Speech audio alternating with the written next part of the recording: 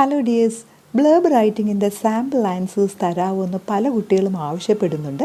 ഞാൻ ഈ വീഡിയോയിൽ നിങ്ങൾക്ക് 2 സാമ്പിൾസ് തരികയാണ്. ബ്ലർബ് റൈറ്റിങ്ങിൻ്റെ 2 സാമ്പിൾസ്. ബ്ലർബ് റൈറ്റിങ്ങിന് കോമൺ ആയി നമുക്ക് പഠിച്ചിട്ട് പോകാനുള്ള സെൻറ്റൻസസ് ഒന്നുമില്ല. ഏത് ബുക്കിനെ കുറിച്ചാണോ ബ്ലർബ് റൈറ്റിംഗ് വരുന്നത്, ആ ബുക്കിനെ കുറിച്ച് നിങ്ങൾക്കറിയാവുന്ന കാര്യങ്ങൾ എഴുതുക, അത്രയേ ഉള്ളൂ.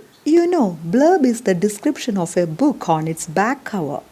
It is a brief summary of the book designed for marketing. ഒരു ബുക്ക് മാർക്കറ്റിങ്ങിന് വേണ്ടി അതിൻ്റെ ബാക്ക് കവറിൽ കുറച്ച് കാര്യങ്ങൾ എഴുതി വച്ചേക്കുന്നതാണ് ബ്ലർബ്.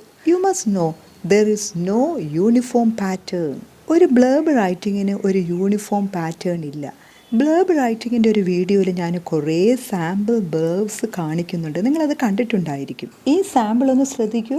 ഇത്രയും കാണുമ്പോൾ നമുക്ക് ആ ഒരു പാറ്റേൺ മനസ്സിലാകും. ബ്ലർബ് റൈറ്റിങ്ങിന് ഏതെങ്കിലും ഒരു ബുക്കിനെ കുറിച്ച് ചോദിച്ചാൽ, ഫോർ എക്സാമ്പിൾ അബ്ദുൽ കലാമിൻ്റെ വിങ്സ് ഓഫ് ഫയർ, അതിൻ്റെ ഒരു ബ്ലർബ് എഴുതാൻ ചോദിച്ചാൽ, അല്ലെങ്കിൽ ഷഹീൻ മിസ്റ്റുയുടെ ഏതെങ്കിലും ഒരു ബുക്കിന് ബ്ലർബ് എഴുതാൻ ചോദിച്ചാൽ ഈ പാറ്റേണിൽ അങ്ങ് എഴുതുക, അത്രയേ ഉള്ളൂ. ഈ പാറ്റേൺ എന്ന് പറഞ്ഞാൽ ഏതിനെക്കുറിച്ചാണോ ബ്ലർബ് എഴുതാൻ ചോദിക്കുന്നത് അത് നിങ്ങൾ ടൈറ്റിലായി എഴുതുക.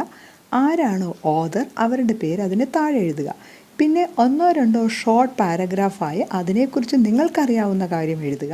പിന്നെ ലാസ്റ്റായി നിങ്ങൾക്ക് ആ ഓഥറിൻ്റെ മറ്റേതെങ്കിലും ബുക്സ് അറിയാമെങ്കിൽ അതവിടെ എഴുതുക, അത്രയേ ഉള്ളൂ. മോഡൽ എക്സാമിന് ചോദിച്ച ആശാപൂർണ ഡെബിയുടെ ഒരു ടെക്സ്റ്റിൻ്റെ ബ്ലർബ് റൈറ്റിംഗ് സാമ്പിൾ നോക്കൂ. ഫസ്റ്റ് ആ ടെക്സ്റ്റിൻ്റെ പേര് ഹെഡിങ് ആയി കൊടുക്കുക, പിന്നെ റൈറ്ററുടെ പേര്, പിന്നെ ആ റൈറ്ററെ കുറിച്ചോ ടെക്സ്റ്റിനെ കുറിച്ചോ നിങ്ങൾക്കറിയാവുന്ന കാര്യങ്ങൾ കുറച്ച് സെൻറ്റൻസസ് എഴുതുക. ലാസ്റ്റ് ആ റൈറ്ററുടെ മറ്റ് ഏതെങ്കിലും ടെക്സ്റ്റിനെ കുറിച്ച് നിങ്ങൾക്കറിയാമെങ്കിൽ അതവിടെ എഴുതുക. എക്സാമിന് ചിലപ്പോൾ നിങ്ങൾക്ക് മറ്റേതെങ്കിലും ഒരു ടെക്സ്റ്റിൻ്റെ ബ്ലർബ് റൈറ്റിംഗ് ആയിരിക്കും ചോദിക്കുന്നത്.